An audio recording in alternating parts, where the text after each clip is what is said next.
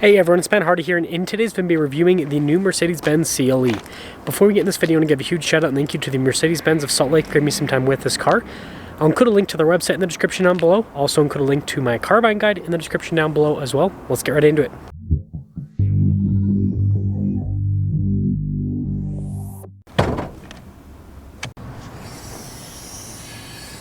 Under the hood, we have a turbocharged 2-liter 4-cylinder that goes through a 9-speed automatic transmission. Power outputs are 255 horsepower and then 295 pound-feet of torque, with fuel economy being 24 around town and then 34 on the highway. Before we move forward with this review, I do want to mention if you want to see more videos just like this, then I recommend you subscribe because I post content every single day. So starting with the hood, I love this flat gray color. I think it looks really sharp, shows off the body lines quite a bit. And then the headlights, really sharp looking with the design there, and then notice how this trim piece is all blacked out, and then you can see with the grille I've got a bunch of Mercedes-Benz stars there, and then also I'll quickly show you guys with the turn signal there in the lights. Pretty cool looking. But yeah, overall I think it's a good looking car if you ask me. Tire and wheel setup is 245 35 20 in the front, and then 275 30 20 in the rear, so slightly staggered setup. Really cool with the wheel design. You got the silver ring there, and then notice how it's blacked out in the center portion. Blacked out mirror cap as well, but you got the chrome on the door handle, which is interesting. And then this is where you'll see this is a 2-door. It's a coupe. Look at that. And we've got the key fob here, so lock and unlock function. We got the opening for the trunk, nice weighted feel to it, and pop it open. Now popping into the trunk area, we've got a decent amount of storage space for a 2-door car. I like the AMG floor mats, that's pretty cool.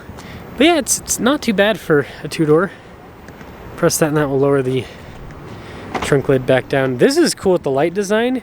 That kind of goes into that trim piece there. And then I love this for the trunk.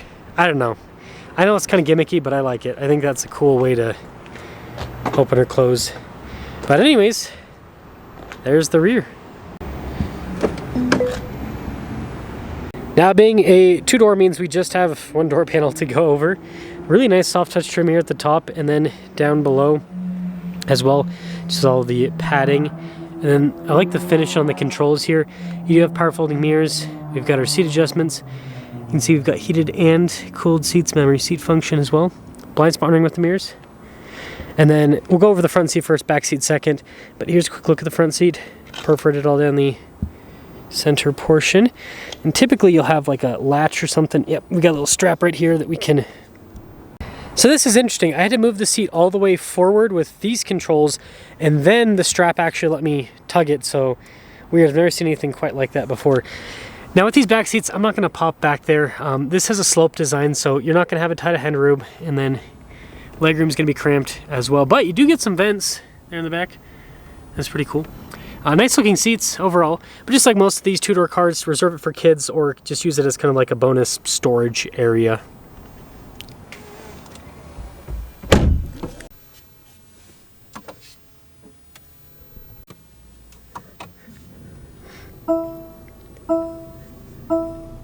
Now taking a look at the steering wheel, you can see perforated on either side. We've got paddle shifters here in the back for the 9-speed.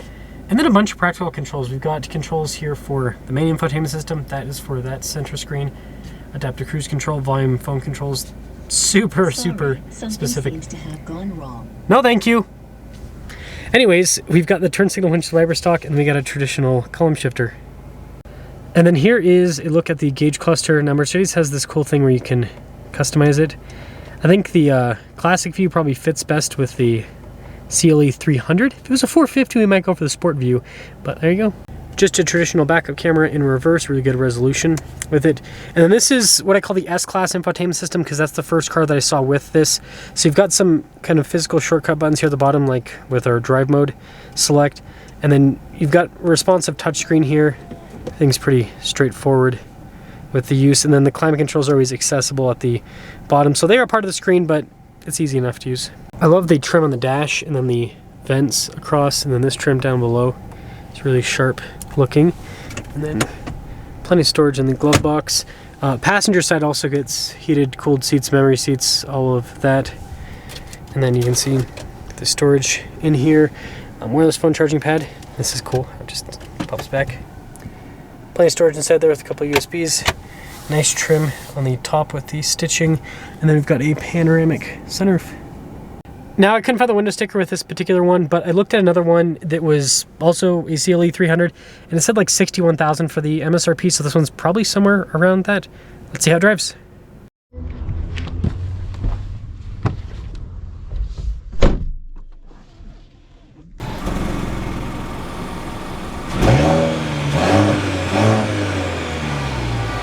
Well, let's talk about visibility before we set off. Here's visibility of the hood, both mirrors.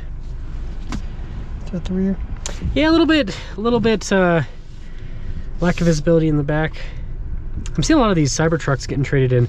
I know not related to this video at all, but I just find it interesting how many of those Cybertrucks I've been seeing at dealerships. I think it just comes down to people probably are able to make a couple bucks off of their orders, and so they're getting out of them. Don't blame them. This is nice so far. Seats are comfortable. Oh, actually setting off in the CLE. Ride quality is pretty dang good.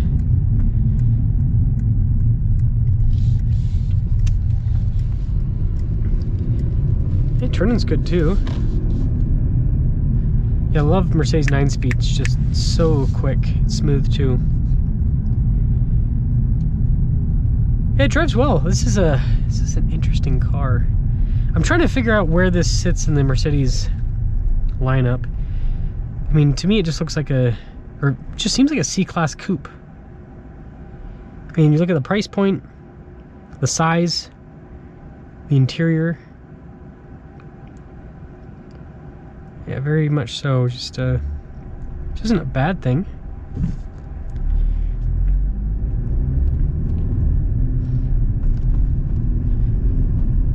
Super smooth with the powertrain. That's just in the comfort setting.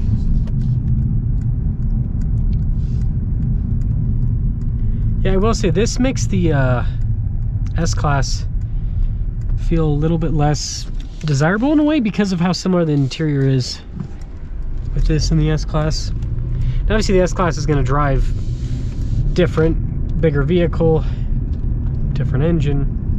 Just kind of an observation though. Let's get a little acceleration here. This 2 liter is pretty quick. They also make a 450 version of this, which I do think Mercedes here in Salt Lake's got one coming in soon.